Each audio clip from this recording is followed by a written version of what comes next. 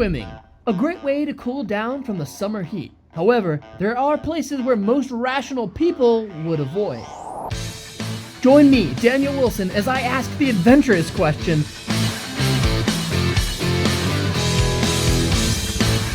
would you swim here?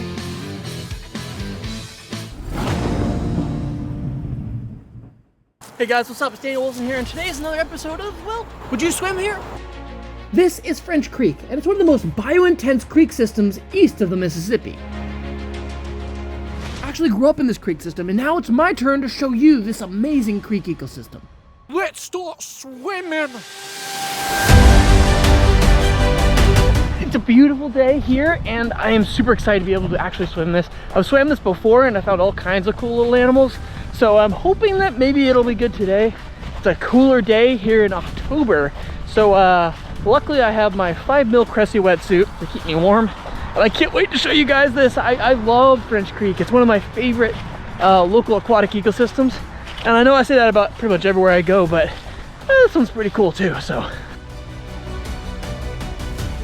Doobie doobie doo ba doobie doobie doo ba doobie doobie doo ba. I'm a little bit frustrated with myself because I just now realized I didn't bring my flippers today. So I'm swimming in these bad boys, my water shoes, my Crocs. Danny had one job, buddy. He had one job. Just remember everything, huh? Well, let's get to it anyways. These suckers are gonna go flying off down the river, but whatever. Well, this could very well be my coldest snorkel ever, at least on this channel.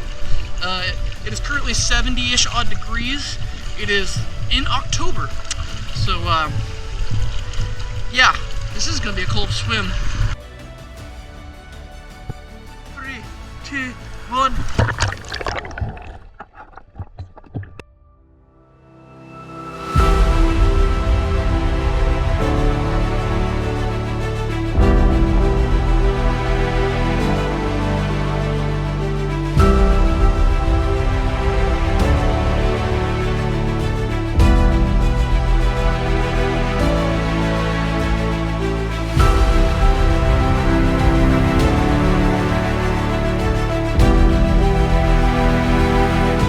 Look, a freshwater mussel! Native to this creek system, they clean the creek of various particles, creating an even healthier waterway. Such a cool animal to see, and they're literally everywhere.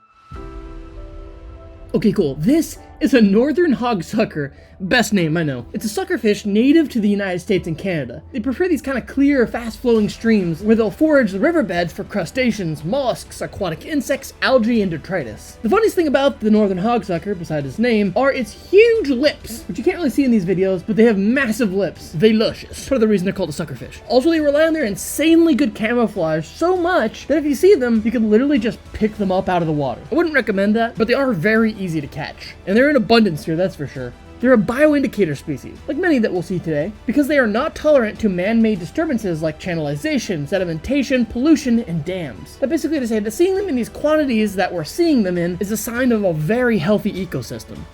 Super cool.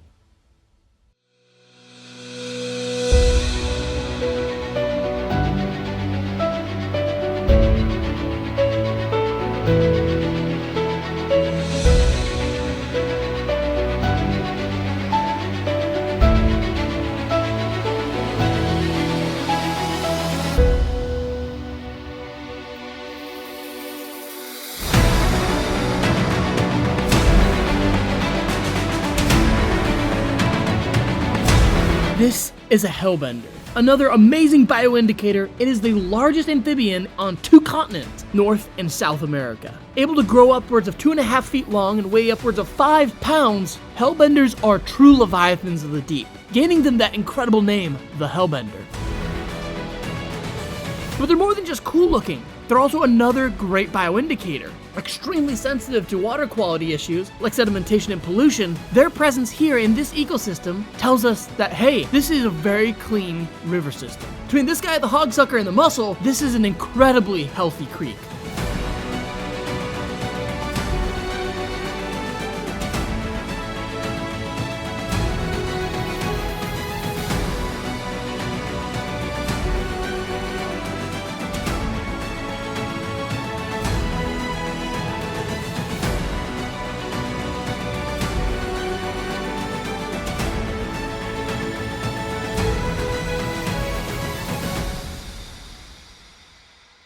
This is really cool because it's probably something you've never seen before. This is a freshwater sponge. That's right, freshwater sponge. And they're another bioindicator. They thrive in cooler water bodies that are clean of acid mine drainage, agricultural runoff, or chemical spills, or even other disturbances. So they basically need clean water bodies, healthy ecosystems.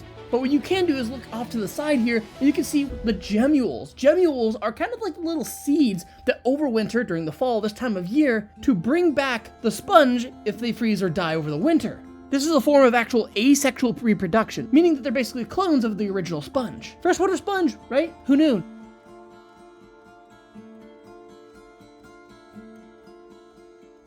Another Hellbender. They're such incredibly cool creatures, and I feel like nobody really knows about them. But they're a threatened species throughout most of their range. With populations on the decline, the only hope for this amphibian is proper conservation and water management, and protecting beautiful ecosystems like this one.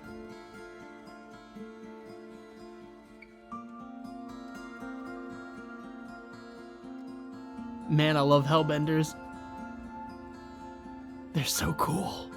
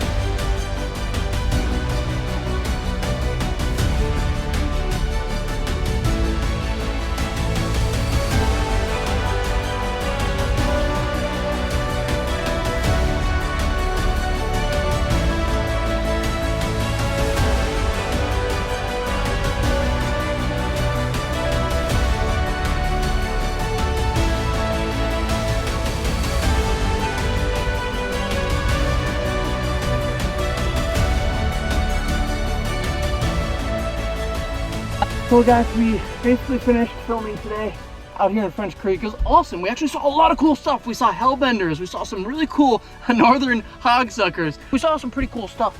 As always, guys, it was a great swim. I got a little water in my ear, so if I'm screaming, it's because I can't really hear right now. Just let it be heard.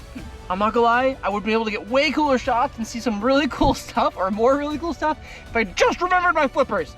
Anyways, if you like this video, guys, make sure you hit that like button and subscribe for more amazing adventures still to come. And as always, guys, keep it real, keep it wild, and I'll see you in my next adventures here on Real Wild Adventure.